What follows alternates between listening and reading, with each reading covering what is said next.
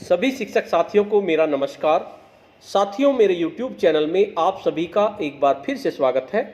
साथियों, मिशन प्रेरणा के अंतर्गत उत्तर प्रदेश को प्रेरक प्रदेश बनाने का लक्ष्य रखा गया है, जो हमें मार्च 2022 तक प्राप्त करना है। इसी के क्रम में 3 मॉड्यूल्स विकसित किए गए हैं: आधारशिला मॉड्यूल, ध्यानाकर्षण मॉड्यूल और शिक्षण संग्रह मॉड्यूल। इन मॉड्यूल्स की पिछले माह आप सभी लोगों की गूगल मीट के माध्यम से ऑनलाइन ट्रेनिंग भी हुई थी, जिसमें आपके ब्लॉक के एआरपी ने आपको तीनों मॉड्यूल्स के बारे में विस्तार से बताया होगा। ऑनलाइन ट्रेनिंग के बाद सभी ब्लॉक्स में शिक्षकों की आकलन परीक्षा आयोजित होनी थी, जो कुछ ब्लॉक में तो आयोजित हो चुकी है, लेकिन कुछ ब्लॉक में इसकी प्रक्रिया गतिमान है। या तो ब्लॉक्स लेवल पर ये आपकी परीक्षा आयोजित होती है या आपकी जिले लेवल पर ये परीक्षा आयोजित होती है। रोज नए नए जिले में नए नए ब्लॉक्स में परीक्षा आयोजित हो रही हैं। तो आज की इस वीडियो में हम आधारशिला, ध्यानाकर्षण और शिक्षण संग्रह मॉड्यूल पर आधारित अति महत्वपूर्ण प्रश्नावली लेंगे। ये प्रश्नावली जनपद बिजनौर के अफजलगढ़ ब्लॉक और फतेहपुर जनपद में जो परीक्षा आयोजित हुई, ऑनलाइन परीक्षा ध्यानाकर्षण, आधारशिला और शिक्षण संग्रह मॉड्यूल की, उस पर आधारित है। इसमें आपके 36 प्रश्न दिए गए हैं।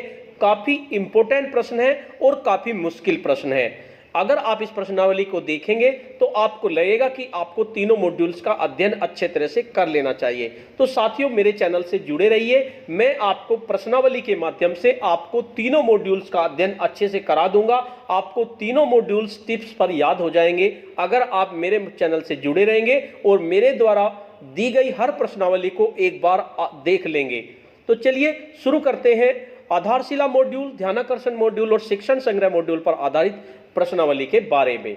वीडियो शुरू करने से पहले मैं आपको बता देना चाहता हूं, अगर आप चाहते हैं इस तरह की इंफॉर्मेटिव वीडियो, जैसे प्रश्नावली से संबंधित वीडियो, ऑनलाइन प्रोसेस से संबंधित वीडियो, दीक्षा या मानव संपदा से संबंधित वीडियो या आपकी शिक्षण योजना से संबंधित वीडियो, अगर आप चाहते हैं इस तरह की वीडियो आपको एक प्लेटफॉर्म पर मिले, तो उसके लिए मैंने इंफॉर्मेटिव वीडियो व्हाट्सएप ग्रुप और इंफॉर्मेटिव वीडियो टेलीग्राम ग्रुप बनाए हुए हैं। आप चाहें तो मेरे ग्रुप से जुड़ सकते हैं। ग्रुप का लिंक आपको वीडियो के डिस्क्रिप्शन बॉक्स में मिल जाएगा। तो चलिए जानते हैं कौन कौन से अति महत्वपूर्ण प्रश्न इस प्रश्नावली में पूछे गए जनपद बिजनौर में और फतेहपुर में। तो चलिए, सबसे पहला प्रश्न है शिक्षण संग्रह के आधार पर, जो आपका तीसरा मॉड्यूल है, शिक्षण संग्रह मॉड्यूल के आधार पर शैक्षिक नवाचार के अंतर्गत आता है एडमिशन कार्ड, नाचती दीवारें, आउटर बुक और समेकित शिक्षक डायरी। तो जो हमारा शिक्षण संग्रह मॉड्यूल है उसमें क्या दिया हुआ है? एडमिशन कार्ड के बारे में कुछ नहीं दिया है, ना नाचती दीवारों के बारे में, बल्कि बोलती दीवारों के बारे में तो दिया हुआ है, नाचती दीवारों के बारे में उसमें नहीं दिया हुआ। तो उसमें आपको समेकित शिक्षक डायरी के बारे में बताया गया है। तो इसका आंसर आपका 4th होगा। उसके बाद प्रश्न नंबर 2 पे आ जाते हैं। आधारशिला मॉड्यूल में सुनना कौशल विकास हेतु ध्वनि पहचान के कितने चरण हैं? तो जो हमारा आधारशिला मॉड्यूल है उसमें सुनने कौशल का अगर विकास होता है तो उसमें ध्वनि पहचान के 4 चरण होते हैं। कौन कौन से चरण होते हैं? तो सबसे पहले तो इसका आंसर आपका 4 ही होगा, क्योंकि सुनना कौशल विकास जो होता है 4 चरणों से होकर गुजरता है। कौन कौन से चरण होते हैं मैंने इसमें बताया है। देखो, सबसे पहले वर्ण के स्तर पे बच्चा पहचान करता है, सुनता है, जैसे म, र, न, इस तरह से फिर दोबारा से शब्दांश के स्तर पर भी ध्वनि पहचान का चरण, दूसरा चरण है हमारा शब्दांश के स्तर पर, जैसे में, रा, ना।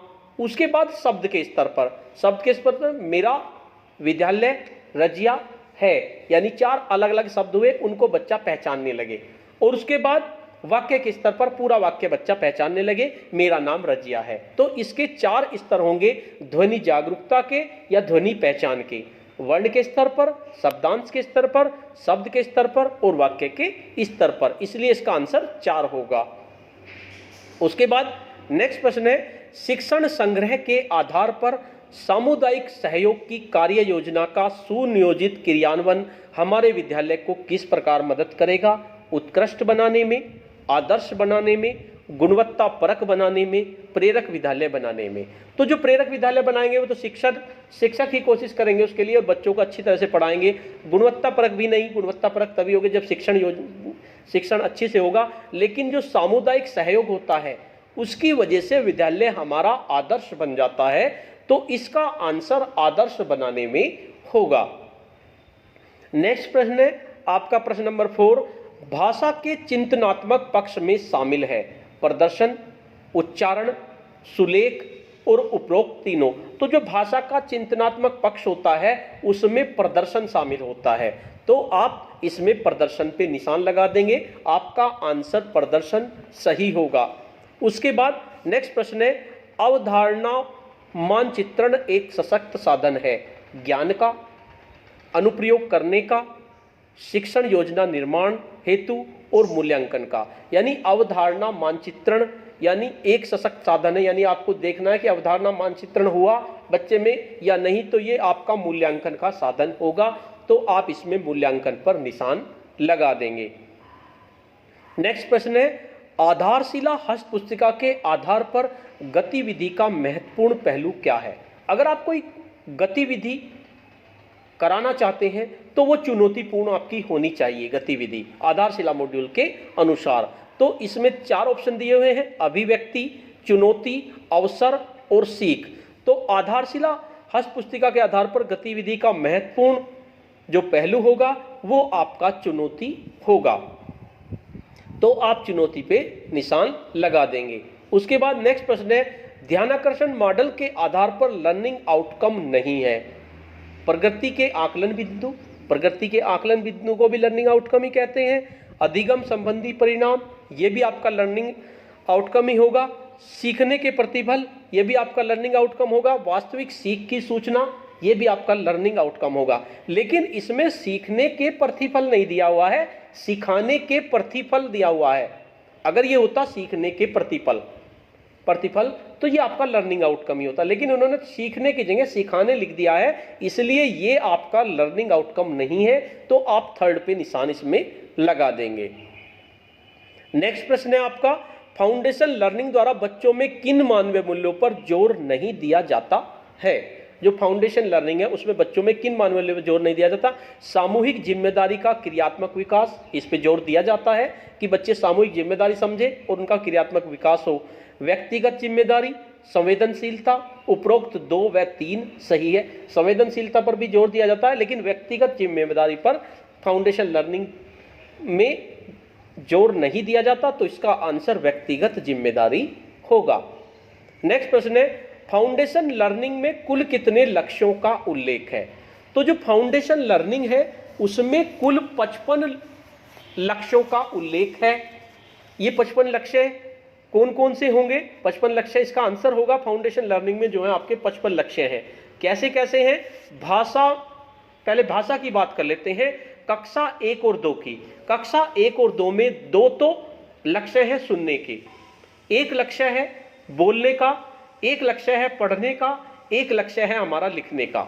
इसी तरह कक्षा 3 में 4 लक्ष्य है भाषा के, कक्षा 4 में 4 लक्ष्य है भाषा के, कक्षा 5 में 4 लक्ष्य है भाषा के। कुल मिलाकर भाषा के आपके 17 लक्ष्य हैं।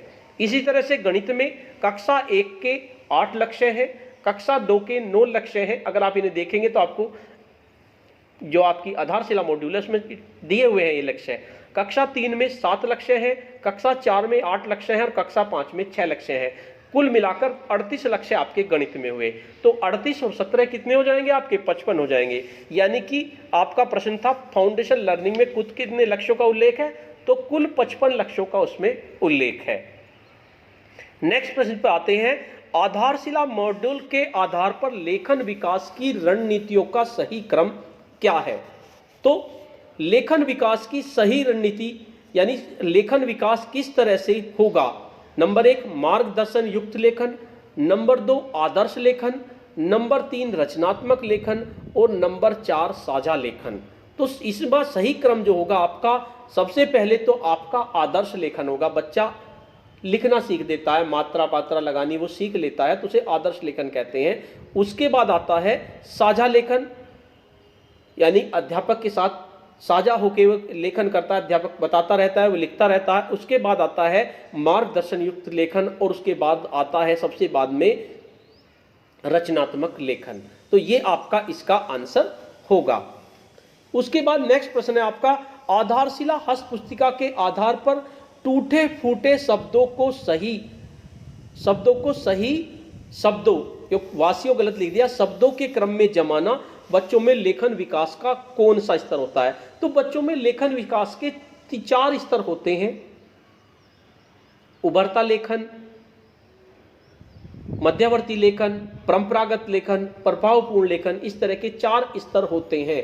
तो जो बच्चे हैं टूटे फूटे शब्दों को सही शब्दों के क्रम में अगर वो लगा रहा है तो इसका मतलब क्या है, वो मध्यवर्ती लेखन कर रहा है। मध्यवर्ती लेखन का मतलब होता है संरचनाबद्ध लेखन स्तर, यानी संरचना वो बना रहा है। तो इसका आंसर आपका होगा संरचनाबद्ध लेखन स्तर या मध्यवर्ती लेखन स्तर, यानी टूटे फूटे शब्दों को वो सही शब्दों के क्रम में जमाना जब सीख जाता है तो इसे मध्यवर्ती लेखन कहते हैं। नेक्स्ट प्रश्न है, ध्यानाकर्षण मॉड्यूल के आधार पर कक्षा शिक्षण के पूर्व आवश्यक है। आपको कक्षा शिक्षण करना है तो सबसे पहले आपको क्या जरूरत पड़ेगी?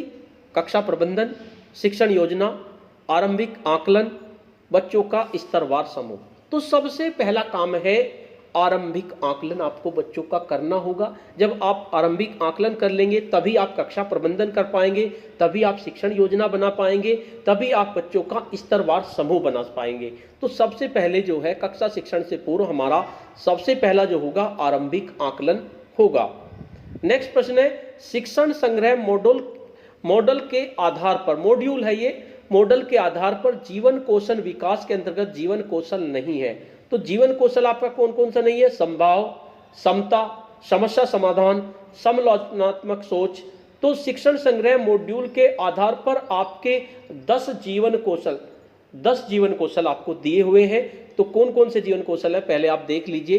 पहला है समालोचनात्मक सोच, दूसरा है आपका सृजनात्मक सोच, तीसरा आपका निर्णय लेना, चौथा है आपका समस्या समाधान, पांचवा है आपका इफेक्टिव कम्युनिकेशन यानी कि प्रभावी संप्रेषण, छठा है आपका पारस्परिक अंतर संबंध, सातवां है आपका स्व जागरूकता और आठवां है आपका संभाव, नौवां है आपका stress control coping with stress यानी तनाव पर नियंत्रण और 10वां है आपका भावनाओं पर नियंत्रण। ये आपके जीवन कौशल होते हैं। तो कौन कौन से जीवन कौशल आपके दिए हुए हैं? संभाव तो आपका जीवन कौशल है, समस्या समाधान भी है, समालोचनात्मक सोच भी है और समता जो है ये आपका जीवन कौशल नहीं है शिक्षण संग्रह मॉड्यूल के आधार पर, इसलिए समता में आपका आंसर होगा। एक बार फिर से देख लीजिए, देखिए समालोचनात्मक सोच भी है आपका, सृजनात्मक सोच भी है, निर्णय लेना, समस्या समाधान भी है, प्रभावी संप्रेषण भी है, पारस्परिक अंतर संबंध भी है, स्व जागरूकता, संभाव भी है, संभाव का मतलब एम्पैथी, और तनाव पर नियंत्रण और भावनाओं पर नियंत्रण। तो इसका आंसर आपका समता होगा। नेक्स्ट प्रश्न आता है आपका, बच्चे कविता कहानियों को हाव भाव के साथ सुनाते हैं। बच्चे कविता कहानियों को हाव भाव के सुनाते हैं, यह किस प्रकार का लर्निंग आउटकम है? तो ये आपका नेस्टेड लर्निंग आउटकम है। आपके लर्निंग आउटकम 3 तरह के होते हैं। आपका सबसे पहले तो फोकल लर्निंग आउटकम होते हैं, ये जो आपके 4 फोकल लर्निंग आउटकम है, बोलना, सुनना, इस तरह से आपके 4 लर्निंग। तो इस तरह के जो आपके होते हैं लर्निंग आउटकम की कविता कहानियों को हाव भाव के सुनाते हैं, तो ये आपके नेस्टेड लर्निंग आउटकम होते हैं। तो इसमें आप नेस्टेड लर्निंग आउटकम पर निशान लगा देंगे। नेक्स्ट प्रश्न है, शिक्षण योजना के प्रमुख बिंदु क्या है? अगर आप शिक्षण योजना बना रहे हैं तो उसके प्रमुख बिंदु आपके क्या क्या होंगे? सभी स्तर के बच्चों की सहभागिता, चयनित लर्निंग आउटकम, उपयुक्त गतिविधियां, उपरोक्त सभी। तो मुझे तो शिक्षण योजना के सभी बिंदु नजर आ रहे हैं, तो इसका आंसर क्या होगा? इसका आंसर होगा उपयुक्त सभी, क्योंकि शिक्षण योजना में सभी स्तर के बच्चों की सहभागिता भी होनी जरूरी है, चयनित लर्निंग आउटकम तो जरूरी है ही, और उपयुक्त गतिविधियां भी होनी चाहिए। तो इसमें सभी आपका आंसर होगा। प्रश्न नंबर 16 की बात करते हैं, आधारशिला हस्त पुस्तिका के आधार पर मौखिक अभिव्यक्ति कौशल विकास हेतु कितने तत्व शामिल हैं? यानी कि मौखिक अभिव्यक्ति अगर बच्चा कर रहा है, इसका कौशल का विकास करना है, तो इसके लिए कितने तत्व शामिल हैं? आंसर आपके दिए हुए हैं 3, 7, 5, 6। तो जो मौखिक अभिव्यक्ति कौशल का विकास होता है उसके लिए 5 तत्व आवश्यक होते हैं। तो इसका आंसर होगा आपका 5। कौन कौन से तत्व होते हैं आपके मौखिक अभिव्यक्ति के? एक तो होता है आपका सोचने के लिए बातचीत, यानी बच्चा सोचने के लिए बातचीत करे। दूसरा अपने अवलोकन व दैनिक अनुभव साझा करना। तीसरा होगा आपका सुनी हुई बातों को अपने शब्दों में व्यक्त करना। और चौथा होगा आपका बातचीत के दौरान नए नए शब्दों का प्रयोग करना। और पांचवा होगा सुनी हुई बातों पर अपनी अनुक्रिया यानी कि रेस्पॉन्स देना। तो ये आपके 5 मौखिक अभिव्यक्ति कौशल विकास के तत्व होते हैं, इनको भी आप ध्यान से देख लीजिए। नेक्स्ट प्रश्न है, शिक्षण संग्रह मॉड्यूल में सामुदायिक ज्ञान के उपयोग के अंतर्गत दिए गए उदाहरणों में हरिमोहन किस पेशे से जुड़े हुए हैं। तो जो आपका शिक्षण संग्रह मॉड्यूल है उसमें सामुदायिक ज्ञान का उपयोग के अंतर्गत आपको उदाहरण दिए हुए हैं, तो उसमें हरिमोहन का भी एक उदाहरण है। तो वो जो हरिमोहन है उसमें वे शिक्षक हैं, तो इसका आंसर आपका शिक्षक होगा। नेक्स्ट प्रश्न पर बात करते हैं, शिक्षण संग्रह हस्त पुस्तिका में कक्षा 1 हेतु गणित विषय के अधिगम परिणाम आधारित प्रगति विवरण में उदाहरण स्वरूप कितने चयनित लर्निंग आउटकम शामिल है। यानी कक्षा 1 के गणित के लिए कितने लर्निंग आउटकम है, 4, 5, 6, 8। तो जो कक्षा 1 है आपको शिक्षण संग्रह मॉड्यूल आप देखेंगे, अगर आप देख लेंगे तो बहुत अच्छी बात है, वरना मैं वीडियो के माध्यम से आपको बता ही रहा हूँ, रोज नई नई वीडियो बना रहा हूँ इन मॉड्यूल्स के आधार पे। अगर आप इन वीडियो को भी देखते रहेंगे तो आपको तीनों मॉड्यूल्स याद हो जाएंगे। तो जो शिक्षण संग्रह हस्त पुस्तिका है उसमें कक्षा 1 के गणित के लिए 5 लर्निंग आउटकम्स दिए हुए हैं। क्या क्या है? पहला है बच्चे 1 से 99 तक की संख्याओं को पहचानते, बोलते और लिखते हैं, ये पहला लर्निंग आउटकम है। दूसरा, बच्चे छोटी संख्याओं को भर लेते हैं, अगर बीच में संख्याएं छोड़ दी जाए तो उनको भर लेते हैं। बच्चे बिना हासिल वाली 2 अंकों की संख्याओं को जोड़ भी लेते हैं। तीसरा लर्निंग आउटकम, बच्चे सुनने की अवधारणा को समझ में बता सकते हैं। चौथा है आपका बच्चे 1 से 9 तक की संख्याओं का प्रयोग करते हुए घटाने की क्रिया कर लेते हैं और बच्चे विभिन्न आकृतियों को बनाते हैं और जानते हैं। ये 5 लर्निंग आउटकम इसके होंगे, तो इसका आंसर हमारा 5 होगा। नेक्स्ट प्रश्न है, आधारभूत हस्त पुस्तिका, आधारभूत का मतलब आधारशिला, आधारशिला हस्त पुस्तिका में कितने फोकल लर्निंग आउटकम का उल्लेख किया गया है? 8, 5, 9 और 4। फोकल का मतलब जो आपके मेन होते हैं केंद्रिक लर्निंग आउटकम, वे कितने हैं? तो वे आपके कुल मिलाकर 9 फोकल लर्निंग आउटकम का उल्लेख किया गया है आधारशिला मॉड्यूल में, जिनमें से 4 तो भाषा के हैं। सुनना, बोलना, पढ़ना, लिखना, इस तरह से आपके 4 लर्निंग आउटकम है। उनको मैं जैसे आपका इस तरह का कोई प्रश्न आएगा तो उसमें बता दूंगा। 4 तो भाषा के फोकल लर्निंग आउटकम है और 5 आपके गणित के फोकल लर्निंग आउटकम है। कुल मिलाकर आपके 9 फोकल लर्निंग आउटकम उसमें दिए हुए हैं। नेक्स्ट प्रश्न है, आधारशिला मॉड्यूल के आधार पर लेखन से पूर्व कितनी गतिविधियां हैं?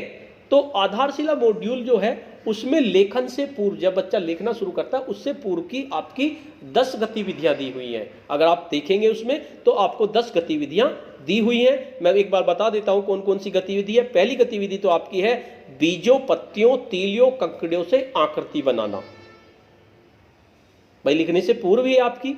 बीनना, छांटना, पिरोना, फाड़ना, जमाना, चिपकाना, ये भी आपकी गतिविधि है। मिट्टी से आकृतियां बनाना या गोली बनाना, ये अपने लिखने से पूर्व की गतिविधियां हैं। 3 तो ये हो गई आपकी। चौथी है आपकी रेत या मिट्टी पर उंगली फिराना, उंगली फिराएंगे रेत या मिट्टी पर। उसके बाद पेंसिल पकड़ना, उसके बाद रंग भरना, विविध प्रकार के पैटर्न पूरा करना, जमीन पर बालू में आड़ी तिरछे लकीरें बनाना, गोल चौकोर आकृतियां बनाना, बिंदु मिलाकर आकृतियां पूरी करना, और हरी पट्टी, श्यामपट, स्लेट, कागज पर वर्ण शब्द लेखन के निरंतर अभ्यास करते रहना। तो ये आपकी लेखन से पूर्व की गतिविधियां हैं। ये आपकी 10 गतिविधि आपकी दी हुई है, तो इसका आंसर आपका 10 होगा कि आधार से लेखन से पूर्व की आपकी 10 गतिविधियां, मैंने 10 गतिविधियां आपको बता दी हैं। उसके बाद शिक्षण संग्रह मॉड्यूल के आधार पर प्रार्थना सभा के दौरान स्वास्थ्य चर्चा के अंतर्गत मौसम के अनुसार डूज एंड डोंट्स में किसकी प्रमुख भूमिका होगी? तो डूज एंड डोंट्स में जो आपका शिक्षण संग्रह मॉड्यूल है इसमें शिक्षकों की भूमिका महत्वपूर्ण होगी, तो इसका आंसर आपका शिक्षकों की होगा। नेक्स्ट प्रश्न है, प्रभावी शिक्षण सीडी के अंतर्गत बच्चों को फीडबैक कितने प्रकार से दे सकते हैं? जो प्रभावी शिक्षण सीडी है इसमें आप बच्चों को 2 तरह से फीडबैक दे सकते हैं। इसमें आंसर दिया हुआ है 6, 2, 4, 3। तो आप 2 तरह से फीडबैक बच्चों को दे सकते हैं। एक तो आप औपचारिक फीडबैक दे सकते हैं, जैसे बच्चों की क्विज करा ली जाए, दूसरा, आप अनौपचारिक भी दे सकते हैं, यानी कि आप मुस्कुरा दीजिए बच्चों को, मुस्कुराहट या थपथपाहट, यानी उनकी कमर को थपथपा दीजिए, नहीं बच्चा अच्छा किया तो ये भी आपका फीडबैक होता है, ये अनौपचारिक फीडबैक होता है। नेक्स्ट प्रश्न है आधारशिला हस्त पुस्तिका के आधार पर आधारित गतिविधि। तो आधारशिला हस्त पुस्तिका में बहुत सारी गतिविधियां दी हुई हैं, आप उन गतिविधियों को देखेंगे तो उनमें एक गतिविधि है हवा हवाई। ये पीठो पीठ, कट्टम कट्टा, नागू नाग ये नहीं है, उसमें हवा हवाई है। उसमें हवा हवाई में क्या होता है, उंगली हवा में ही चलाते हैं और कोई अक्षर बनाते हैं, दूसरा बच्चा पहचानता है कौन सा अक्षर बनाया गया है, तो इस गतिविधि को कहते हैं हवा हवाई। तो ये आधारशिला हस्त पुस्तिका में दी हुई है, तो इसका आंसर आपका हवा हवाई होगा। नेक्स्ट प्रश्न है ध्यानाकर्षण मॉड्यूल के आधार पर बच्चों द्वारा कक्षा अनुरूप अधिगम स्तर प्राप्त न कर पाने का सबसे प्रमुख कारण क्या है। इस क्वेश्चन का आंसर देने में मुझे बड़ा अजीब लग रहा है, क्योंकि इसमें एक ऑप्शन दिए हुए हैं अभिभावकों द्वारा सहयोग न करना, शिक्षक की उदासीनता, छात्रों का कमजोर लब्धि स्तर और शिक्षक पर अन्य कार्यों का बोझ। वैसे अगर आप अपने दिल से इसका आंसर देंगे तो इसका आंसर यही होगा, यानी कक्षा अनुरूप अधिगम स्तर प्राप्त न कर पाने का प्रमुख कारण क्या होगा। सबसे पहला तो आपका यही होगा कि शिक्षक पर अन्य कार्यों का बोझ। बहुत कार्य है, बीएलओ की ड्यूटी लगी रहती है, कहीं मिड डे मील में ड्यूटी है, कहीं किस चीज़ में ड्यूटी है, शिक्षकों पे बहुत ज़्यादा बर्डन है, जिसकी वजह से अधिगम स्तर प्राप्त नहीं हो पाता।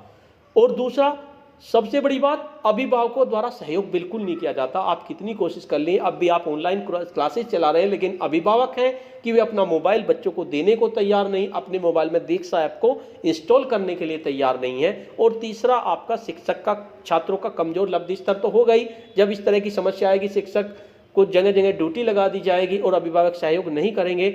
और फोर्थ नंबर पर शिक्षक की उदासीनता इसका आंसर होना चाहिए। लेकिन बात करते हैं ध्यानाकर्षण मॉड्यूल पे, तो ध्यानाकर्षण मॉड्यूल के आधार पर इसका आंसर दे रखा है शिक्षक की उदासीनता। तो आंसर तो इसका शिक्षक की उदासीनता ही होगा अगर आपकी परीक्षा होती है, लेकिन मैं इस आंसर से बिल्कुल भी सेटिस्फाई नहीं हूं, क्योंकि इसमें सबसे ये 4 कारणों में फोर्थ नंबर पर ये कारण आता है। नेक्स्ट प्रश्न है शिक्षण संग्रह मॉड्यूल के आधार पर शिक्षक अपने द्वारा पढ़ाई गई विषय वस्तु का रोल प्ले के माध्यम से छात्रों को कराते हैं। यानी शिक्षक ने कोई चीज पढ़ाई और फिर उसका रोल प्ले करा दिया, तो रोल प्ले कराने से क्या होगा, बच्चों को ज्ञान होगा, समाज, चरित्र निर्माण, बोध। अगर आप रोल प्ले करा देंगे तो उस चीज का बच्चों को बोध हो जाएगा, अच्छी तरह से वे उसको समझ जाएंगे, तो इसका आंसर होगा बोध।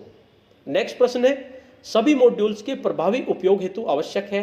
क्या करना चाहिए आपका सभी मॉड्यूल्स का अगर प्रभावी उपयोग करना है, हस्त पुस्तिकाओं का आद्योपात अध्ययन ये तो करना पड़ेगा, अपने ज्ञान और अनुभव से हस्त पुस्तिकाओं को और अधिक समृद्ध करते रहना ये भी करना पड़ेगा, विद्यालय परिस्थितियों के अनुरूप सामग्री को चयनित करना ये भी करना पड़ेगा, उपरोक्त सभी। तो मेरे अनुसार तो इसका आंसर उपरोक्त सभी होगा।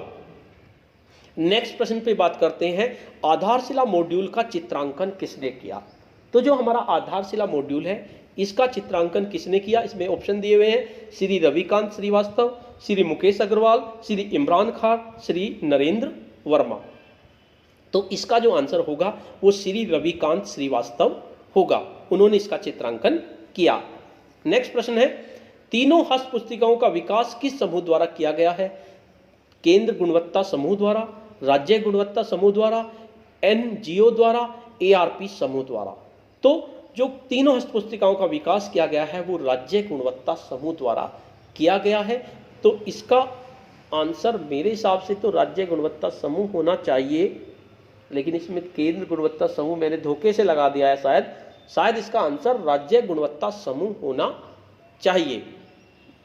तो आप इसका देख लीजिए, मुझे राज्य गुणवत्ता समूह लग रहा है, लेकिन मैंने धोखे से लगा दिया केंद्र गुणवत्ता समूह द्वारा, क्योंकि हस्त पुस्तिकाओं का विकास तो हमारे राज्य गुणवत्ता समूह ने किया है। तो इसका आंसर आप देख लीजिए, मैं इसमें कंफ्यूज हो गया हूं, क्योंकि मैंने केंद्र गुणवत्ता क्यों लगाया मुझे नहीं पता, मुझे राज्य गुणवत्ता समूह का आंसर लग रहा है। नेक्स्ट प्रश्न है जिस प्रकार बीज है ये विशाल वृक्ष के रूप में विकसित होने की संभावनाएं छिपी रहती हैं, उसी प्रकार बच्चों में अनेक अंतर्निहित क्षमताएं होती हैं। यह मॉड्यूल में यह कथन किसका है। डॉक्टर सतीश चंद्र द्विवेदी, राज्य मंत्री स्वतंत्र प्रभार, रेणु कुमार, अपर मुख्य सचिव बेसिक शिक्षा, मनीषा त्रिघाटिया, सचिव बेसिक शिक्षा, इनमें से कोई नहीं। तो ये जो कथन है आपका, जिस प्रकार बीज में विशाल वृक्ष के रूप में विकसित होने की संभावना छिपी होती है, ये आपका रेणुका कुमार जो है अपर मुख्य सचिव बेसिक शिक्षा का ये कथन है। नेक्स्ट प्रश्न है, अकादमिक संदर्भ समूह में कौन कौन से स्तर होते हैं? राज्य स्तर पर राज्य संदर्भ समूह SRG, सही बात है। जिला स्तर पर अकादमिक रिसोर्स पर्सन ARP, ब्लॉक स्तर पर block research person, block resource person, ये तो कुछ नहीं होते, ARP होते हैं ब्लॉक स्तर पर। तो इसका मतलब इसका आंसर आपका A और B होगा, यानी ऑप्शन आपका A और B होगा, यानी आपका फोर्थ आंसर आपका सही होगा। नेक्स्ट प्रश्न है, प्रारंभिक कक्षाओं में कक्षा शिक्षण को रुचिकर, आनंददायी, जीवंत और प्रभावी बनाना एक चुनौतीपूर्ण कार्य है। मॉड्यूल में यह किसका कथन है? तो ये कथन है आपका मनीषा त्रिघाटिया, सचिव बेसिक शिक्षा का। तो इसमें आपका आंसर होगा मनीषा त्रिघाटिया, सचिव बेसिक शिक्षा।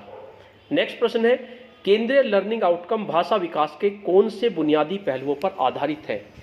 तो भाषा विकास के आपके 4 केंद्रीय लर्निंग आउटकम होते हैं, मैंने आपको बताया था एक प्रश्न में। पहला लर्निंग आउटकम आपका क्या होता है? सुनना और बोलना। दूसरा आपका पढ़ना और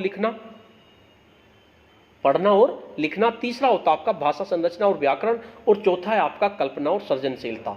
तो ये बुनियादी पहलू होते हैं। तो इसका आंसर मेरे हिसाब से उपरोक्त सभी होगा, तो इसका आंसर उपरोक्त सभी होगा। नेक्स्ट प्रश्न है, सुश्री वंदना गुप्ता ने शिक्षण संग्रह मॉड्यूल के निर्माण में किस रूप में अपना योगदान दिया है? शिक्षण संग्रह मॉड्यूल में इन्होंने इसका चित्रांकन किया है। सुश्री वंदना गुप्ता जी ने शिक्षण संग्रह मॉड्यूल का चित्रांकन किया है, तो इसका आंसर चित्रांकन होगा। नेक्स्ट प्रश्न है, शिक्षण संग्रह, आधारशिला, ध्यानाकर्षण आदि हस्त पुस्तिकाओं के विकास में किसने किसने अपना योगदान दिया है? SCERT ने, गुणवत्ता प्रकोष्ठ, समृद्ध शिक्षा और समृद्ध राज्य गुणवत्ता समूह ने, यूनिसेफ ने, इग्नस पहल ने, उपरोक्त सभी ने। तो इसका आंसर आपका इन सभी ने इसमें योगदान दिया है, तो इसका आंसर उपरोक्त सभी होगा। नेक्स्ट प्रश्न है आपका, वेबसाइट, वेब लिंक, शैक्षिक साहित्य की सूची, हेल्पलाइन, संपर्क सूत्र इत्यादि का विवरण किस हस्त पुस्तिका में दिया हुआ है? तो ये वेबसाइट, वेब लिंक, शैक्षिक साहित्य की सूची, हेल्पलाइन, संपर्क सूत्र, ये आपके शिक्षण संग्रह मॉड्यूल्स में दिए हुए हैं, तो इसमें आपका आंसर शिक्षण संग्रह मॉड्यूल होगा। और लास्ट प्रश्न है आपका, ये आपका शिक्षण संग्रह हो गया। मानसिक सक्रियता किसका संकेत है? सीखने का, सिखाने का, शिक्षण का और उपरोक्त सभी का। तो मानसिक सक्रियता जो होती है आपकी सीखने का संकेत भी होता है, सिखाने का भी होता है, शिक्षण का भी होता है, और इसलिए इसका आंसर उपरोक्त सभी होगा। तो साथियों ये आपके 36 क्वेश्चन थे, काफ़ी महत्वपूर्ण थे। साथियों आप सभी लोगों से रिक्वेस्ट है, अगर आपके यहाँ भी कोई लिंक आता है तो आप लिंक मुझे शेयर कीजिए, जिससे कि मैं उसकी वीडियो बना सकूँ।